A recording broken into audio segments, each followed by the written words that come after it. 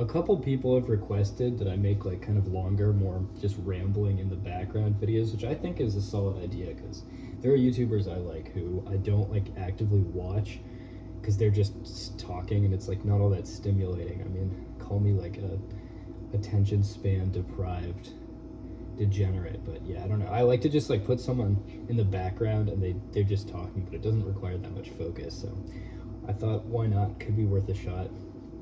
So today I'm just cooking some chicken. I'm forever grateful for my bodybuilding friends for getting me into it because it taught me so much more about nutrition than anything else. Like I took a nutrition class in college and that just sucked compared to the amount of knowledge I've gained from bodybuilding. Because that teaches you like all the important macro micronutrients and like how to maximize things for cost effectiveness. And I've always been someone who's super interested in just living an efficient life anyway. So yeah, I'm really glad I got into that. Today I'm making these chicken breasts. They're boneless, skinless, which isn't ideal for cost. What you want to do is get bone-in, skin-on chicken breasts or thighs, because you can use the extra stuff in like chicken broth and make stock, which is the most efficient way to do it. But you know, I don't have a cutting board, I don't have a knife here at this apartment. It's like a very minimal thing, and I'm only here for the summer, so I didn't really feel like buying like a cheap thing, and then I would have to either pack it with me, and I don't want to check my bag on the flight back, or I would have to like just, I don't know, sell it or something. I don't want to deal with that hassle. I don't want to throw it out either. That's bad for the environment. So you can see how much I analyze things. So I decided that it was better overall to just not get like a knife and cutting board and just get skinless, or yeah. And then what I'm actually doing with these, I have this, so I have a few different recipes I'm capable of making with the limited gamut of ingredients I have.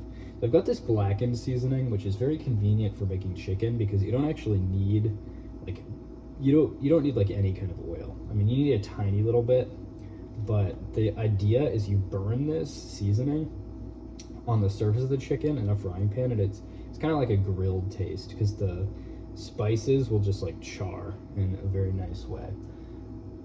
It's a great recipe to know. It's very simple, very cost effective, and adds a lot to the taste. And then I have salt and pepper, which you can get in like a 2-pack for like a buck. So I just thought that'd be a good summer investment. I do have this olive oil also, which olive oil is good because it's usually cheaper by weight than butter, and it has more vitamins than like anything else, so that's good.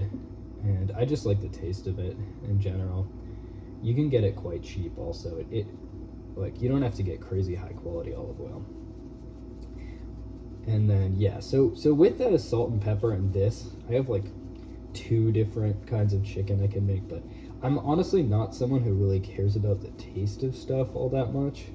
Like, food just doesn't really excite me. So I don't really mind. I don't need a whole ton of variety.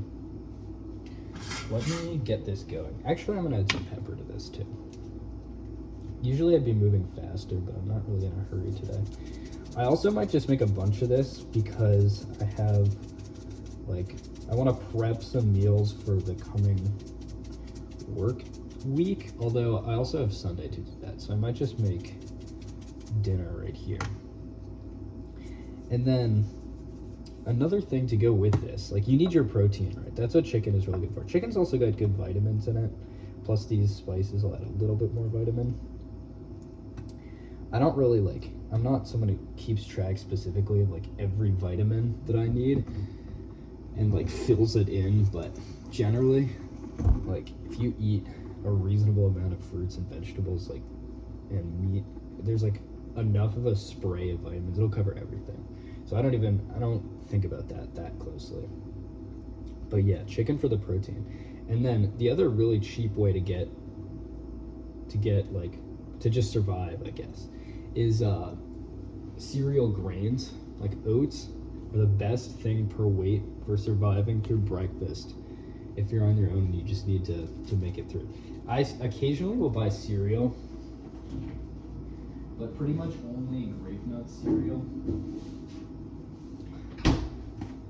post grape nuts, but oats are cheaper than that, and they're pretty easy to make too.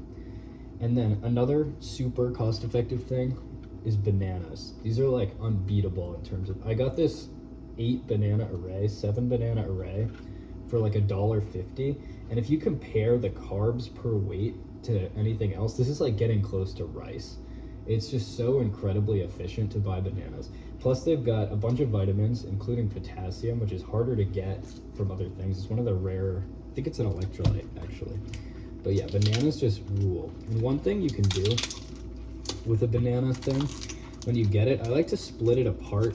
And that's because I've heard that when bananas ripen, they let off like a, what is it?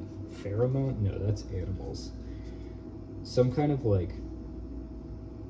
molecule, I don't know, that makes the ones around them also ripen, so they like kind of, it spreads. And that's why they have to ship them so quickly.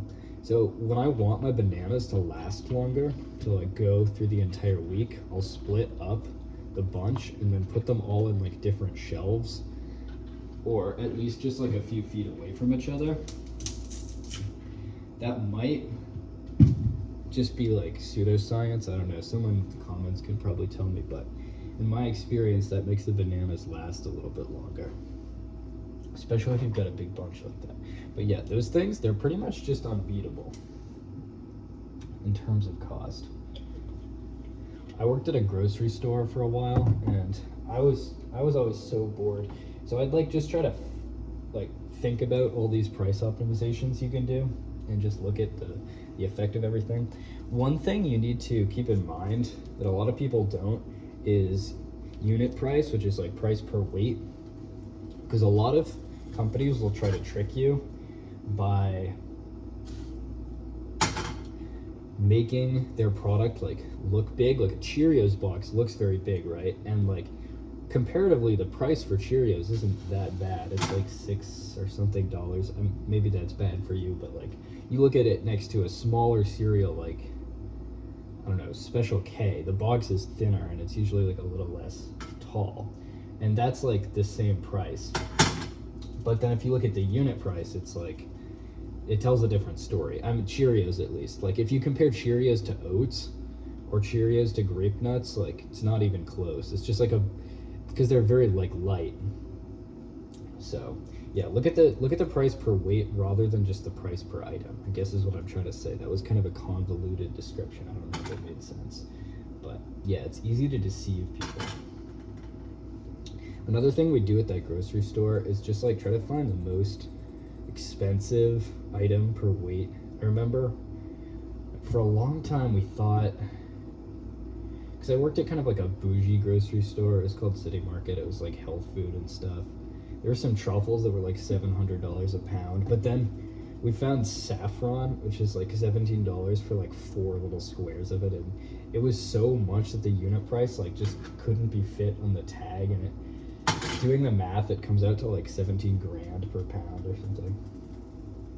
But yeah, who even eats saffron? That's just ridiculous. So the thing with blackened chicken is you want to get the pan very hot and then just kind of sear it on both sides, and the spices will burn. I have some rice I cooked up like a couple days ago. I just like to do a big batch. White rice and brown rice are both, I have both just for variety because I know I'll go through a lot of rice this summer. But those are just both also excellent. They're staple foods. There's a reason like they kept certain countries alive, sustained like the population growth for so long. Brown rice like has a little more fiber, I think, which is good to have in your diet, but it also takes a lot longer to cook. It takes like 45 minutes compared to white rice, which takes 17 minutes. Another thing I often like to cook, hopefully the sizzling isn't too loud, is broccoli. Broccoli just slaps as a vegetable. It's just got to be one of the best. In terms of taste, I don't know in terms of nutrition or cost what you are best off getting it. Actually, legumes like beans black beans in particular, and also like chickpeas are quite cost effective. They're a pretty good source of protein, not as good as meat like tuna or chicken, which is like lean protein, but they're pretty solid overall, I would say. And they're good for rounding out meals.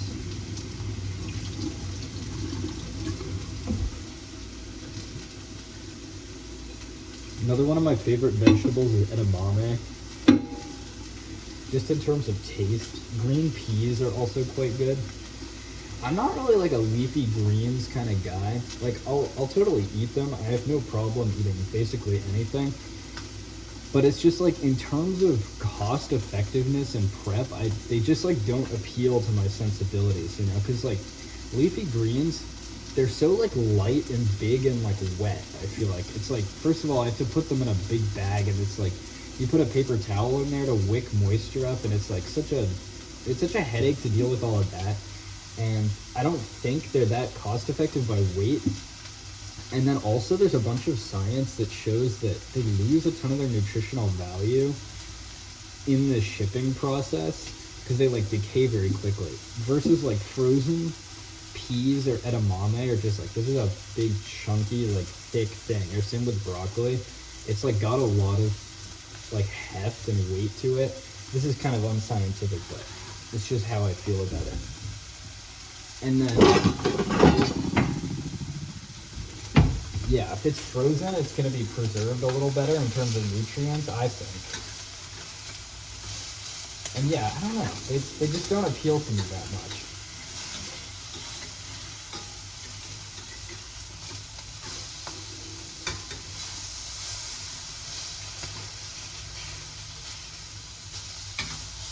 I wonder if this kind of video will be appealing to some audience, because I know like there are a few YouTubers like Luke Smith, for instance, who I just like to put on in the background as kind of a podcast. I haven't really ever found a podcast that I thoroughly enjoy that much compared to just someone like naturally talking on YouTube, because I feel like they're all just so dumb. After a while, they don't talk about anything I'm like genuinely invested in. I like to find someone who I like really respect for, I don't know, something like Luke Smith, like his Unix skills, and then like I'll just listen to that. Or Horse Meat is like extremely funny. I like his just like talking style content too. But compared to like,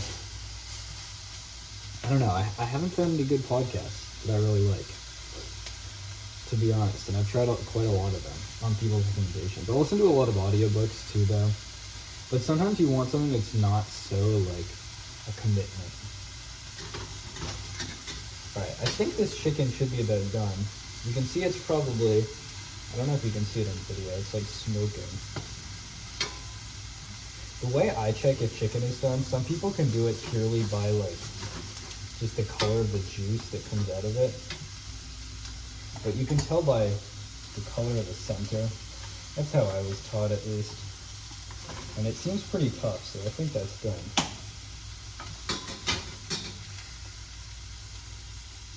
Yeah, that looks good. You do have to be careful with that. That's a great way to get food poisoning if you eat undercooked chicken. But also you don't want to overcook it because, yeah, then it's kind of tough. I honestly don't really mind though, but you start to lose some of the nutrients. So yeah, it's just not that optimal to do. I guess I should start heating up my rice. Here's for sample viewing how this turned out. You can see it nicely, like, I didn't put that thick of a coat, but it nicely like blackens. Tastes pretty good, looks pretty fancy, it's pretty easy.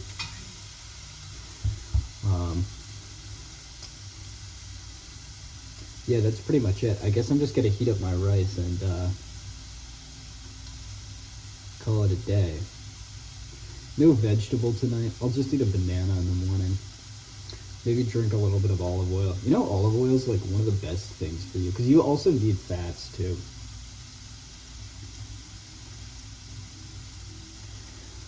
Oh, I kind of forgot about it earlier, but when I was talking about bodybuilding, like there's more specifics to it than that.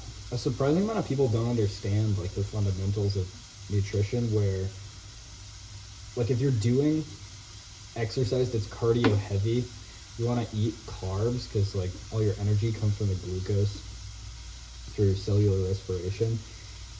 And a lot of people just think that like protein is like straight energy. At least all of my family members do, and it's so annoying to hear that because protein is like not energy, it's carbs. Like if you want to like do well immediately, immediate burst of energy, like squirt a bottle of honey into your mouth. That's going to be more effective like 5 minutes before a run than eating any kind of protein. Because protein is technically a form of energy. It's slower to digest though, but it's more used for muscle recovery and like organ functioning.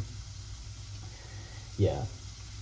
One of my least favorite things that I've ever heard, I drank a protein shake one time before bed and my sister was like, "Why are you doing that? You don't need energy. You're about to go to bed." And it's like, "Oh no." That misconception drives me crazy.